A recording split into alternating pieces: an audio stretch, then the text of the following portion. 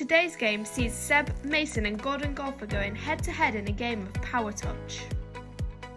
Golf is all about how much power you need to put on a shot, and today is no different. On the floor are some words which begin with a G sound and some which don't. The boys have to guide their G golf ball onto the green, making the ball land on a word which begins with a G. Good guiding, boys!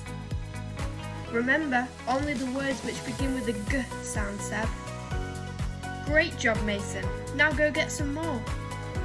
Remember, boys, think how much power you need to guide the ball onto the word. Grip that ball and go!